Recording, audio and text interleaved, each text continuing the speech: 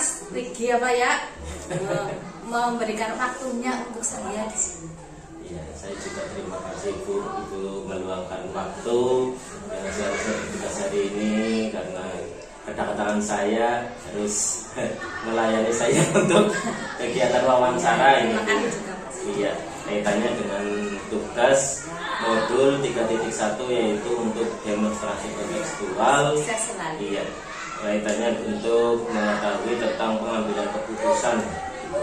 Karena dan ini merupakan tugas saya untuk mewawancarai kepala sekolah yang ada di sekitar saya, yang ada di sekitar SD saya untuk bisa mengetahui dalam pengambilan keputusan. Ibu. Iya.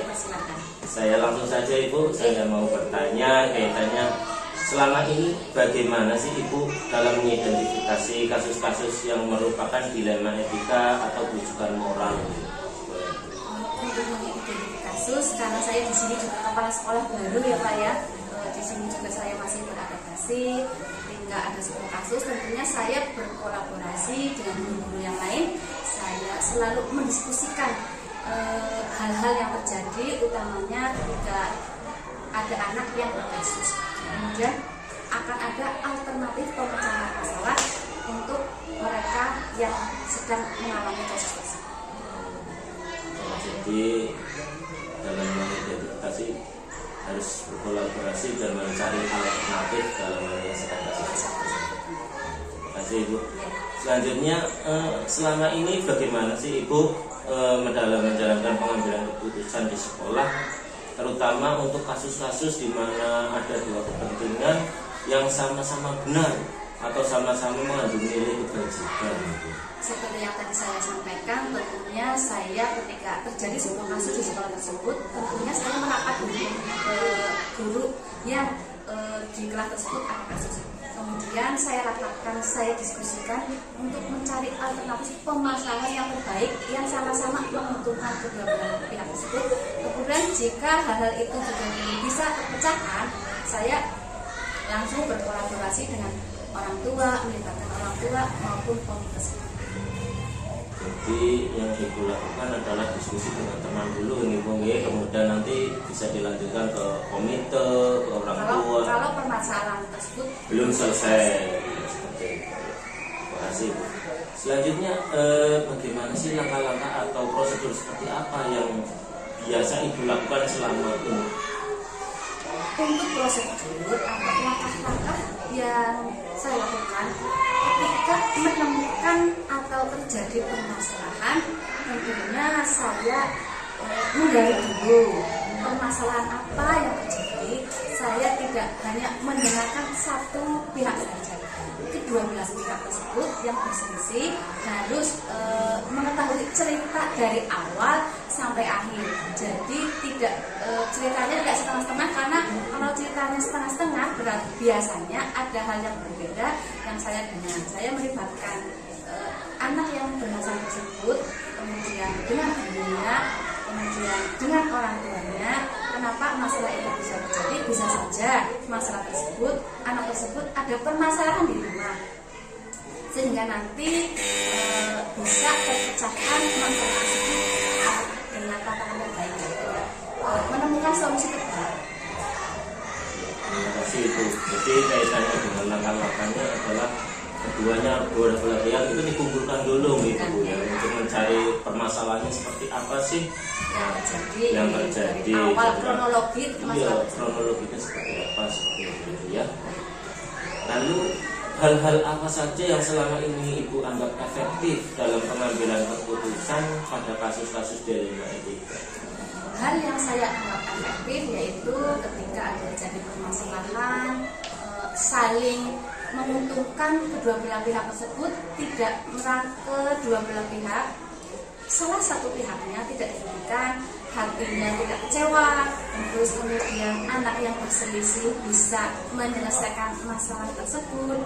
Kemudian guru juga selalu mengawasi, mengamati kegiatan pembelajaran anak-anak, sehingga ketika terjadi masalah dapat langsung terselesaikan, tidak menunggu jeda waktu yang lalu.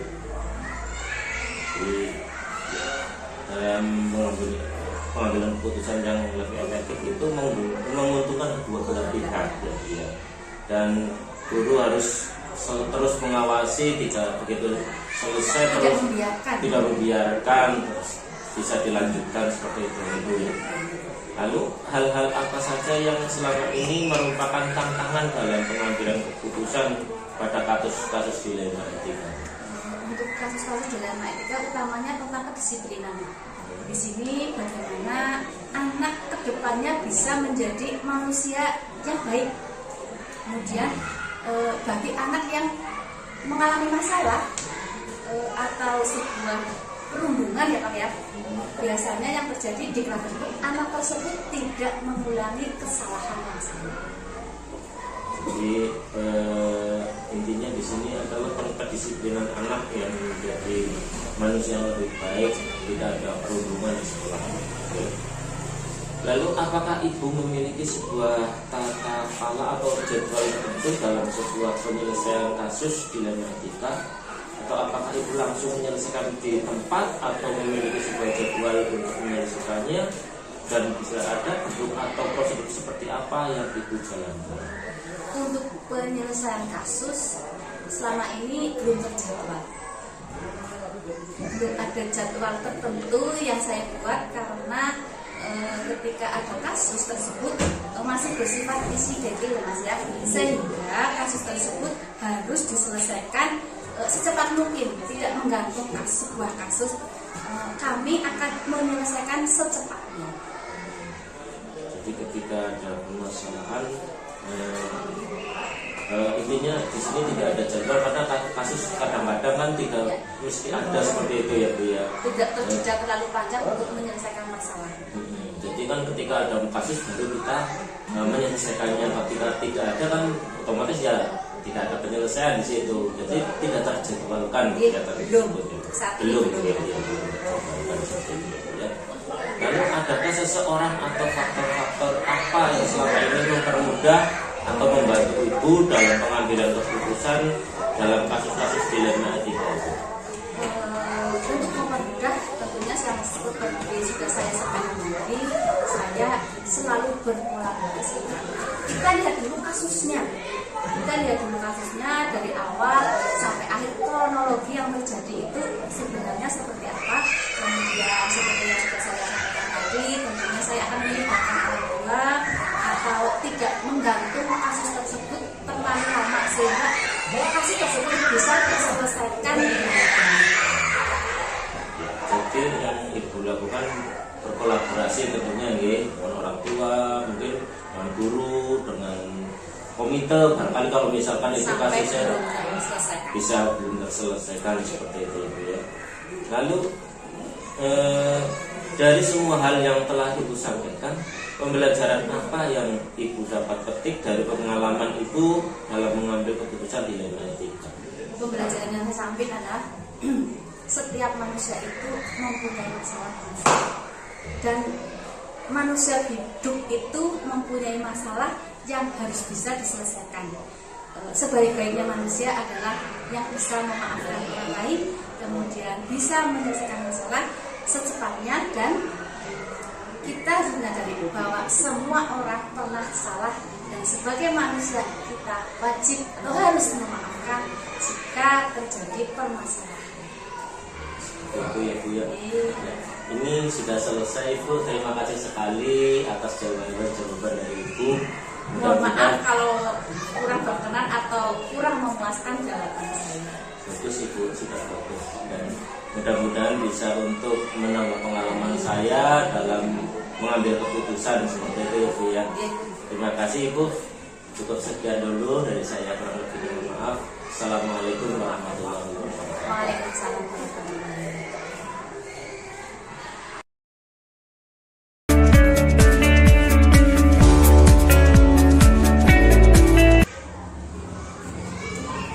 Assalamualaikum Pak. Waalaikumsalam. Bagaimana kabarnya Pak Warihan? Alhamdulillah baik Bapak. Ini setelah ini baik Bapak dan saya pun Pak Punten mengganggu waktu Bapak dalam kaitannya dengan dinas ini. Gimana apa yang bisa saya bantu? Gini Bapak, saya ini mempunyai tugas CGP Angkatan 10 untuk membuat demonstrasi kontekstual, yaitu kaitannya dengan untuk mewawancarai kepala sekolah dalam pengambilan keputusan sekolah seperti itu Bapak. Ya, yang kaitannya dengan dilema etika yang berkaitan dengan moral seperti itu Bapak. Oh, ya. Dimana dilema etika itu adalah dilema memiliki dua kebenaran. Ya, dua kebenaran itu dalam pengambilan keputusannya seperti apa Bapak? Jadi, ya, monggo. mohon maaf ini Bapak, langsung saja kita wawancara nih Bapak ya. Iya, monggo. Ya. Gini Bapak, kaitannya yang efektif menurut Bapak dalam menyelesaikan kasus yang ada di sekolah Bapak itu seperti apa? Ya, begini Pak Warisan, memang yang namanya sekolah itu pasti ada masalah pasti. Nah, maka dari itu calon kepala sekolah itu juga harus belajar bagaimana cara mengatasi masalah. Kalau saya cara mengatasi masalah biasanya itu pertama akan saya panggil gurunya, saya tanya ada permasalahan apa, kemudian faktor-faktor yang menyebabkan timbul permasalahan apa, kemudian juga alasannya. Setelah tahu semuanya, baru kita cari alternatif solusinya bagaimana.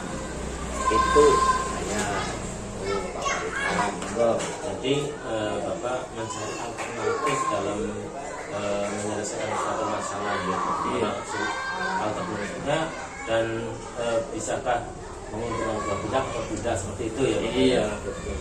Selanjutnya tentunya dalam pengambilan keputusan ada tantangan ya Bapak ya. Nah, tantangan yang dihadapi itu seperti apa Bapak? Ini memang yang namanya kepala sekolah ya, ini tantangannya di sini Pak Warisan. Kepala sekolah itu ketika kita menegakkan kedisiplinan dan bagaimana ke depan anak bisa menjadi manusia yang baik dan tidak mengulangi lagi. Dan inilah tantangan-tantangan yang harus kita hadapi. Kayak gitu. Jadi nggak usah takut ada masalah, tapi ketika ada masalah kita hadapi dan insya Allah pasti ada solusinya. Terima kasih atas motivasinya Bapak ya. Jadi setiap masalah insya Allah ada solusinya kalau kita mau melakukan sesuatu ya Bapak ya. Nggak usah takut. Iya, terima kasih. Selanjutnya dalam penyelesaian masalah, apakah Bapak mempunyai jadwal tertentu dalam kaitannya dengan pengambilan keputusan? Ya, sebetulnya kalau saya itu memang tidak saya buatkan di jadwal tertentu, tetapi secara insidental saja. Apabila ada kasus atau masalah yang muncul, segera biasanya saya panggil, saya cross check, cari permasalahan-permasalahan. Jadi tidak saya buat jadwal tertentu, secara insidental saja. Ya, jadi secara insidental kalau Iya. misalkan kasus itu terjadi langsung secepatnya Betul. diselesaikan tanpa ditunda-tunda ya Bapak. Betul, Ya. iya, jangan sampai menunda, segera selesaikan. Kalau misalkan ada hal-hal yang misalkan bertahap jenjang tidak bisa langsung selesaikan Iya. jenjang. Tentunya ya harus dicoba dievaluasi supaya sampai permasalahan itu terselesaikan. Terima kasih Bapak.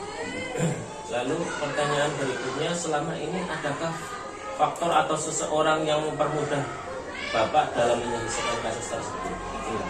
Kadang memang Pak Wardan ketika menyelesaikan sesuatu sendiri kok tidak bisa, itu bisa dengan kolaborasi dengan teman.